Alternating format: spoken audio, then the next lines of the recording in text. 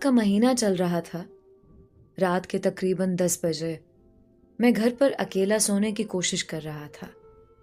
بیوی میکے گئی تھی. ہمارا گھر پہاڑی پر واقع ہے. گھر کے ساتھ ایک روڈ بھی گزرتا ہے.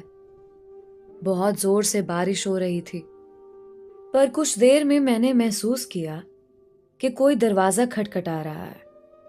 طوفان کی وجہ سے لائٹ بھی گئی تھی، پر میں موم بتی لے کر دروازے کی جانب چل پڑا. دروازے کے پاس پہنچ کر دروازہ کھولنے سے پہلے دروازے سے کان لگایا کہ سچ میں کوئی دروازہ کھٹکھٹا رہا ہے یا پھر میرا وہم ہے. کچھ دیر بعد ایک نسوانی آواز میری سماعت سے ٹکرائی. ہیلو، کوئی ہے؟ میں نے فوراً دروازہ کھولا. بجلی چمکنے سے اس کا چہرہ مجھے دیکھنے میں کوئی پریشانی نہیں ہوئی. وہ ایک خوبصورت 22 سے 23 سال کی دوشیزہ تھی. چہرے اور لباس سے لگ رہا تھا کہ اچھے گھر کی ہے. اس نے کہا، میری کار خراب ہو گئی ہے اور آس پاس کوئی ورکشاپ تو کیا کوئی آبادی بھی نہیں ہے. اگر آپ برا نہ مانیں تو آج کی رات میں یہاں ٹھہر سکتی ہوں. میں نے انکار کرنا چاہا، کیونکہ ایک تو میں اپنی بیوی سے بہت پیار کرتا تھا اور دوسرا یہ کہ میری بیوی بے انتہا شکی مزاج تھی. نہ چاہتے ہوئے بھی میں نے اسے اندر آنے کے لیے کہا. دروازہ لاک کر کے میں کمرے کی طرف جانے لگا. وہ بھی میرے پیچھے پیچھے چلنے لگی. میں نے ایک کمرے کی طرف اشارہ کر کے کہا، آپ اس کمرے میں رات گزار سکتی ہیں اور وہ کمرہ میرا ہے. کسی بھی چیز کی ضرورت ہو تو آپ مجھے کہہ سکتی ہیں.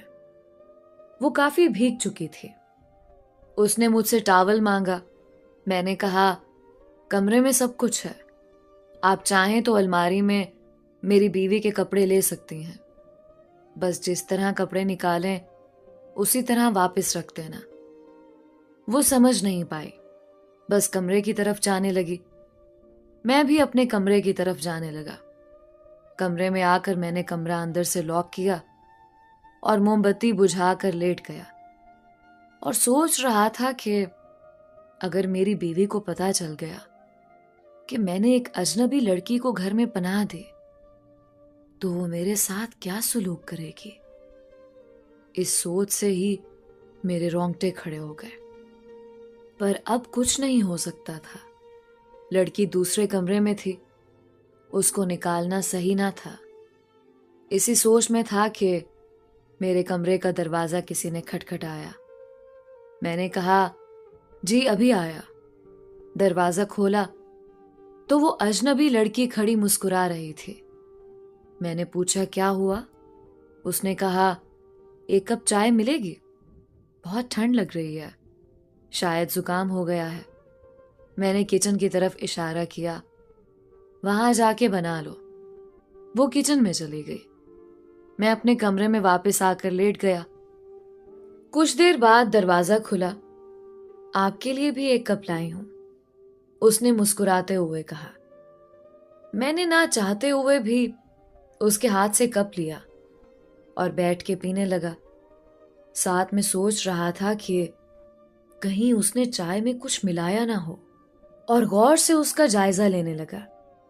وہ ایک خوبصورت چہرے اور دلکش جسم کے ساتھ ساتھ اچھی شخصیت کے مالک تھے.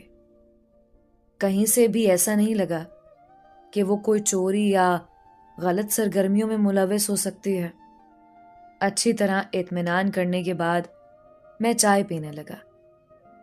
اس کا نام طوبہ تھا. کسی پرائیویٹ اسکول میں ٹیچر کے فرائض سر انجام دے رہی تھی. بقول اس کے وہ اپنی بہن کے گھر جا رہی تھی کہ راستے میں گاڑی خراب ہو گئی. میرے بارے میں بھی کافی پوچھ گچھ کی. شادی کب ہوئی، ازدواجی زندگی کیسی گزر رہی ہے، وغیرہ وغیرہ. باتوں باتوں میں نے اس پر واضح کیا کہ میں اپنی بیوی سے بہت پیار کرتا ہوں اور بے وفائی کا سوچ بھی نہیں سکتا. کچھ دیر تک کافی گپ شپ ہوتی رہی. پھر میں نے اس سے کہا، کافی دیر ہو چکی ہے، آپ جا کے سو جائیں. اس نے روحانسی ہوئے کہا، مجھے ڈر لگ رہا ہے، کمرہ بھی خالی ہے، اوپر سے لائٹ بھی نہیں ہے، موم بتی کی روشنی نے ماحول کو اور بھی ڈراؤنا کیا ہے۔ آپ برا نہ مانے تو میں آپ کے ساتھ سو سکتی ہوں؟ کل سویرے ہی چلی جاؤں گی۔ اب مجھے اس سے خوف آنے لگا۔ ایسا نہیں ہے کہ میں کوئی دودھ کا دھلا ہوں، میں بھی انسان ہوں اور مرد ذات ہوں، کسی بھی وقت بہک سکتا ہوں۔ پر میری بیوی سعدیہ، جو کہ حد درجہ شکی مزاج عورت ہے، اس سے میں پیار بھی کرتا ہوں اور اس کے ساتھ بے وفائی کا سوچ بھی نہیں سکتا۔ خیر، وہ آ کر میرے ساتھ سونے کے لیے لیٹ گئی۔ کچھ دیر خاموشی رہی، ہمارے بیچ کافی فاصلہ تھا، پر میں نے محسوس کیا کہ وہ نزدیک آنے کی کوشش کر رہی تھی۔ وہ میرے اتنے نزدیک آ گئی کہ میں اس کے جسم کی نشیلی مہک محسوس کرنے لگا۔ میری سانس اور دھڑکن تیز ہو گئی، پسینہ آنا شروع ہوا۔ اس سے پہلے کہ میں بہک جاتا، فوراً وہاں سے اٹھ کر دوسرے کمرے میں جا کر دروازہ لاک کیا اور کانپتے ہوئے لیٹ گیا۔ دل میں ایک طوفان سا برپا تھا، ایک طرف بے خودی کا سرور تھا تو دوسری طرف سعدیہ تھی، اور پھر سعدیہ جیت گئی۔ پتہ نہیں کب میری آنکھ لگی اور نیند مجھے اپنی آغوش میں لے کر کسی دوسری دنیا لے گئی۔ صبح پرندوں کی سریلی آواز پر میری آنکھ کھلی۔ رات والا ماجرا خواب محسوس ہونے لگا۔ باہر آیا تو کچن میں طوبہ نظر آئی، جو ناشتہ بنانے میں مصروف تھے۔ دل زور زور سے دھڑکنے لگا کہ کہیں سعدیہ نہ آ جائے۔ اس نے میرے ڈر کو محسوس کیا اور کہا، میں بس جانے والی ہوں، بس ناشتہ ساتھ میں کرتے ہیں۔ اسی دوران وہ آملیٹ اور چائے وغیرہ لا کے میرے ساتھ بیٹھ کر ناشتہ کرنے لگی۔ ہم نے زیادہ بات نہیں کی، بس ایک دوسرے کو دیکھا۔ مجھے سمجھنے میں ذرا سی بھی دشواری نہیں ہوئی کہ وہ رات بھر نہیں سوئے، شاید ڈر کی وجہ سے یا پھر جوانی کی پیاس بجھانے کی طلب سے۔ بہرحال وہ ناشتہ کر کے جانے لگی تو میں نے کہا، رکیے، میں آپ کی گاڑی کو ٹھیک کرنے کی کوشش کرتا ہوں۔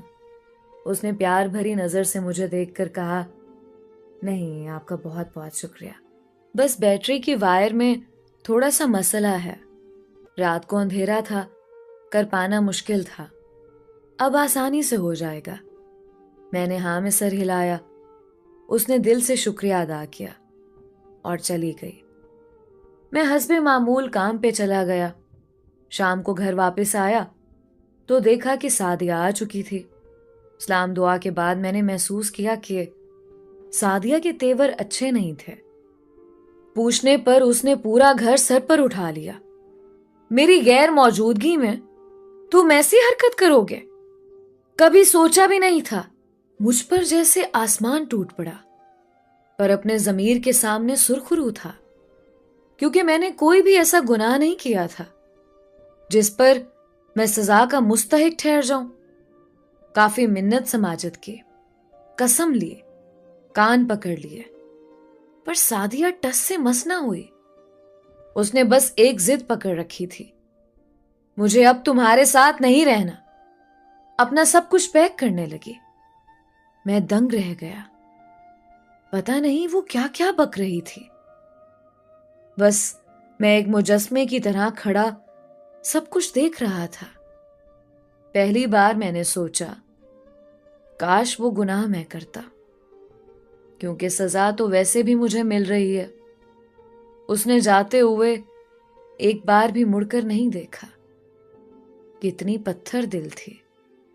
کچھ دنوں بعد، کچھ عدالتی کارروائی کے بعد ہمارے راستے الگ ہوئے۔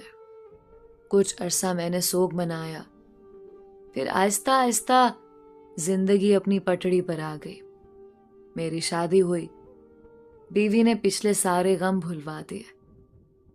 زندگی پھر سے اچھی کہ اچانک میری بیوی کے کسی رشتہ دار کے ہاں ایک فنکشن تھا۔ ہم بھی چلے گئے. پارٹی کافی اچھی چل رہی تھی کہ اچانک طوبا گود میں بچہ لیے گھر میں داخل ہوئی. اس کو دیکھتے ہی مجھے وہ برسات والی رات یاد آ گئی. میرا خون کھول اٹھا.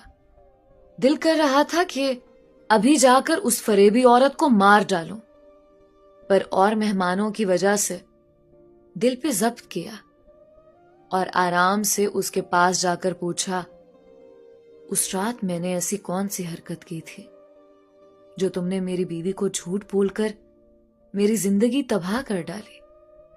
اس نے مسکراتے ہوئے کہا، آپ نے کوئی بھی ایسی حرکت نہیں کی تھی، بلکہ میں تو آپ سے اتنی متاثر ہوئی تھی کہ آپ کے لیے کچھ بھی کر سکتی تھی. بہت سوچ سمجھ کر میں نے فیصلہ کیا تھا. میں نے آپ کی زندگی تباہ کی نہیں، تباہ ہونے سے بچائی ہے. آپ خود سوچئے، پہلے آپ کی زندگی کیسے گزر رہی تھی اور اب کیسی گزر رہی ہے. سعدیہ میری کلاس فیلو تھی. وہ بچپن سے ہی ایسی ہے. ہر کسی سے جھگڑا کرنا اس کا شوق تھا اور شک کرنا تو اس کی فطرت تھی. اور آپ کو پتہ ہے، سعدیہ نے آپ کو چھوڑنے کے بعد 2 جگہ اور شادی کی، پر ناکام رہی، کیونکہ اس کے ساتھ زندگی گزارنا مشکل ہی نہیں، ناممکن ہے. تو آپ خود سوچئے، میں نے اچھا کیا یا برا؟